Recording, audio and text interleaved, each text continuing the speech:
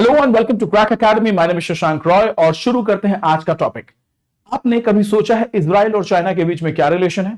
आपको ऐसा लगता होगा कि इजराइल तो यूएस का कैंप फॉलोअर है और चाइना जो है वो रशिया के साथ खड़ा है एंड डेफिनेटली रशिया और इजराइल और चाइना के बीच में कोई बात नहीं होती होगी। But international relation is a very dynamic topic. International relations में कौन सी चीजें कब कैसे बदल जाएं, अलायंस बन जाए, अलायंस टूट जाए, कमिटमेंट फेल हो जाए, बायलैटरल नेगोशिएशन डिरेल हो जाए और नए अलायंसेस बन जाए, ये पता नहीं होता। चलिए शुरू करते हैं। चाइना स्टैंड्स इन इजराइल पैलेस्टीन कॉन्फ्लिक्ट के बारे में हम बात करते हैं, ठीक है। अब इस पूरे आर्टिकल को देखेंगे। ये है इजराइल की एम्बेसी चाइना में। Israel China trade in commodities 2013 से 2012 तक हम ट्रेड के बारे में बात करते हैं। आप अगर देखें तो इजराइल चाइना के बीच में मतलब एक्सेप्ट हांगकांग को छोड़ दीजिए और डायमंड के ट्रेड को छोड़ दीजिए तो आपको दिखाई देगा imports from China and exports to China.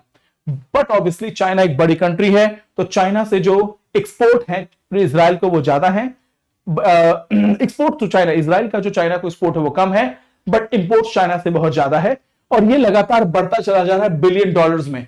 $8 billion का बिजनेस शुरू हुआ 2013 में and it has reached $17 billion in 2022, जो दिखाता है कि इजराइल और चाइना के बीच में एक ट्रेड रिलेशन है। यह जानना क्यों जरूरी है? क्योंकि हमें समझना है कि इजराइल हमास कॉन्फ्लिक्ट में चाइना का क्या स्टैंड है और चाइना किस तरीके से इंटरवीन कर सकता है। क्योंकि पिछले कुछ सालों में मिडिल ईस्ट की पॉलिटिक्स में चाइना ने हमेशा पीस नेगोशिएटर का रोल अज्यूम किया है। नेक्स्ट इज एक्सपोर्ट गुड्स की अगर हम बात कर लें, export of goods from Israel to China 2021 में मिलियन डॉलर्स में अगर देखें तो कंप्यूटर, इलेक्ट्रॉनिक्स, ऑप्टिकल प्रोडक्ट्स हैं, मिनरल्स, माइंस, मटेरियल्स हैं, मशीनरी, इक्विपमेंट और मेटल हैं, इलेक्ट्रॉनिक इक्विपमेंट हैं, फूड प्रोडक्ट्स हैं, प्लास्टिक, रबर, वुड्स हैं और एग्रीकल्चर, फॉरेस्ट्री एंड फिशिंग है, यानी सब्सटैंशियल ट्रेड है। एट द सेम टाइम जहां एक तरफ आपके पास इजराइल और चाइना के रिलेशन की बात कर रहे हैं, यहां पे पैलेस्टीनियन लीडर महमूद अब्बास हैं जो सी जिनपिंग से मिलने के लिए गए हैं because he is also seeking the support of Xi Jinping, China as a superpower. Mahmoud Abbas of Palestine. Now, Beijing's evolving stance on Israel conflict. Beijing का क्या स्टैंड है इजराइल के कॉन्फ्लिक्ट को लेके, यह समझना जरूरी है। Now, Chinese फॉरेन मिनिस्टर ने अक्टूबर 2024 24 अक्टूबर को अपना स्टेटमेंट दिया। वांग यी जो कि फॉरेन मिनिस्टर हैं, he acknowledged Tel Aviv's right to self defense against Hamas.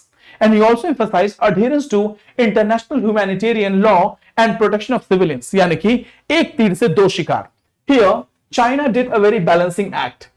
China did a very balancing act. On one hand, उन्होंने ये बोला कि इजराइल को पूरा राइट है अपने सेल्फ डिफेंस का और किसी भी कंट्री को राइट है अपने सेल्फ डिफेंस का। अगर आपकी टेरिटरी को कोई अटैक करता है तो definitely that must be retaliated.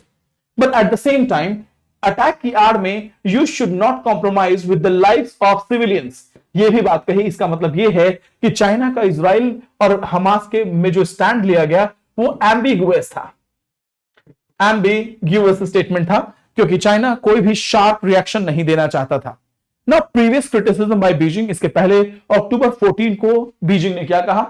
China criticise Israel action terming them beyond the scope of self defence, जो बिल्कुल सही है। बिकॉज अगर देखा जाए तो 1200 people, around 1200 people died in Israel because of Hamas attack. लेकिन रिटेलिएशन में in the name of self defence, in the name of national security और इंटेग्रिटी, इजराइल ने जो रिटेलिएशन किया उसमें अब तक 25 से भी ज्यादा हजार लोग मारे जा चुके हैं। So that is immeasurable, that is asymmetric warfare. और सेल्फ डिफेंस के नाम पे you can not go for a killing स्प्री, और इसीलिए इनको beyond the scope of self defence कहा गया। और इसके अलावा इजराइल को अपील किया चाइना ने, avoid collective punishment to Gaza's people, जो कि बिल्कुल सही स्टेटमेंट है। I mean you had a fight with Hamas, you killed 25,000 people from Palestinian origin, लेकिन उनमें से हर किसी की गलती नहीं थी। If you go an eye for an eye, इसका मतलब यह है कि पूरी दुनिया अंधी हो जाएगी। Please take care of the civilians, और आपको गाजा के लोगों को कलेक्टिव पनिशमेंट देने की जरूरत नहीं है। अब हिस्टोरिकल टाई की बात कर लेते हैं। दोनों के बीच में हिस्टोरिकल टाइज क्या रहे हैं? मिलिट्री एंड डिप्लोमेटिक इवोल्यूशन की बात बोलें तो China initially supported Palestinian cause, offering military training to people of Palestine. उसके अलावा 1980 के दशक में चाइना ने इजराइल के साथ अपने military decision military relation start किए और धीरे धीरे टेक्नोलॉजी के डोमेन में डील करना शुरू किया, specially technology transfer. Now transformation of diplomatic relations, 1992 में डिप्लोमेटिक रिलेशन में इस रिलेशनशिप को नया परवान दिया गया। 1992 में military ties face scrutiny transformed into diplomatic relationship, और डिप्लोमेटिक टाइज जो है फॉर्मुलाइज्ड विद एम्बेसीज इन तेल अवीव एंड बीजिंग। तो चाइना ने अपनी एम्बेसी तेल अवीव में स्टैब्लिश करी और इजराइल ने अपना जो मिशन है, एम्बेसी है, उसको स्टैब्लिश किया बीजिंग में। नाउ इकोनॉमिक रिलेशन 1992 से लेके अभी तक आपको मैंने पूरे इमेज दिखाए कि किस तरीके से लगातार चाइना इजराइल के रिलेशंस में ट्रेड में लगातार बढ़ोतरी हो रही है। रोबस्ट इकोनॉमिक ट्रेड रिलेशंस है चाइना इजराइल के बीच में। बायलैटरल ट्रेड $17 बिलियन का 2022 में देखा गया है, 2023 का डेटा नहीं आया है। Now Sino Israel economic ties के बारे में बात कर लेते हैं। क्या चाइना के बेल्ट एंड रोड इनिशिएटिव को इजराइल सपोर्ट करता है? देखते हैं। चाइना का बेल्ट एंड रोड इनिशिएटिव 2013 में लॉन्च हुआ और इजराइल ने इसमें सिग्निफिकेंट इन्वेस्टमेंट डेस्टिनेशन किया।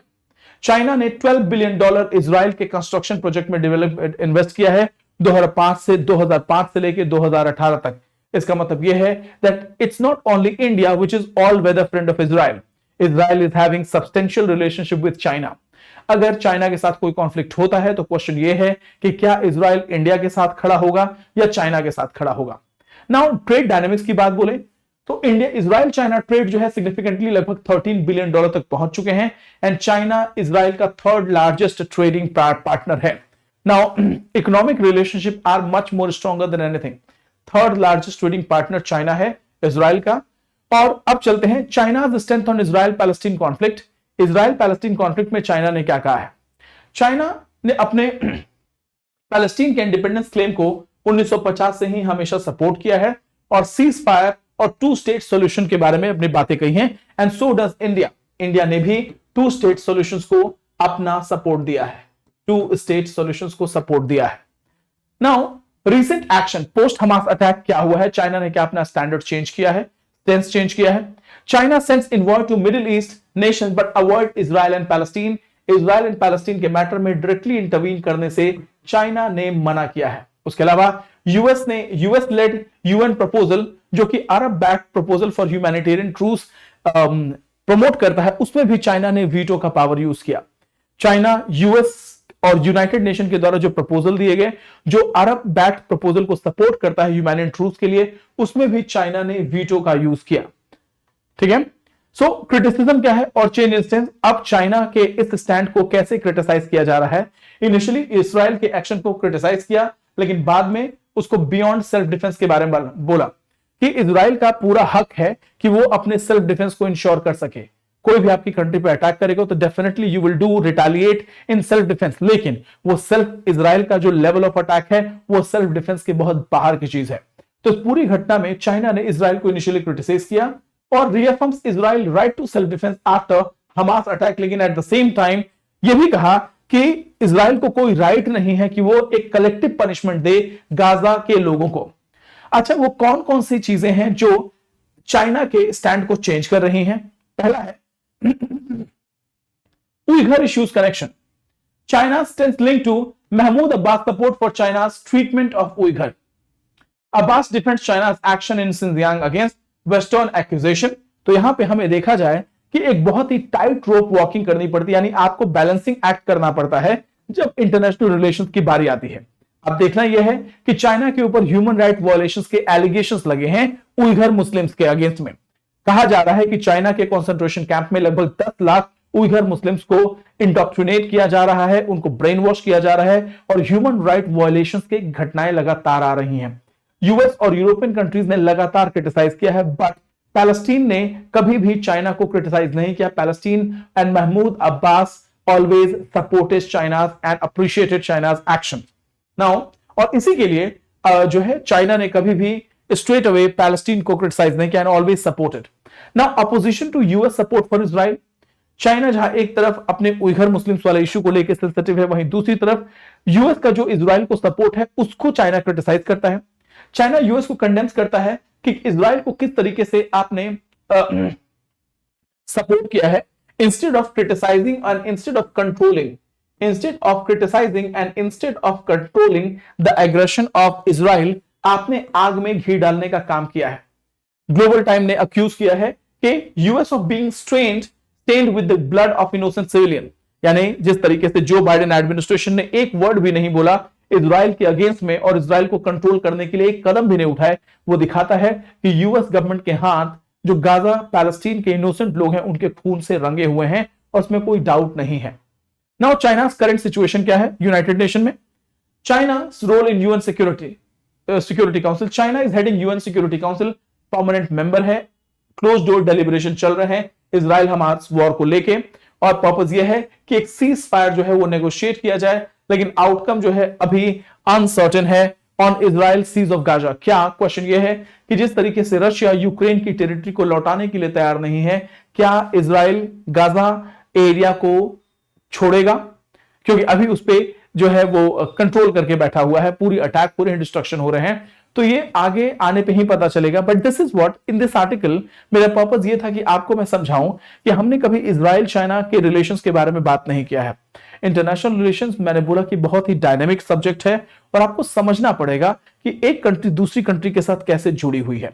So this is it in this article. हम फिर से मिलेंगे नए टॉपिक के साथ, तब तक के लिए thank you so much, God bless you all, जय हिंद जय भारत।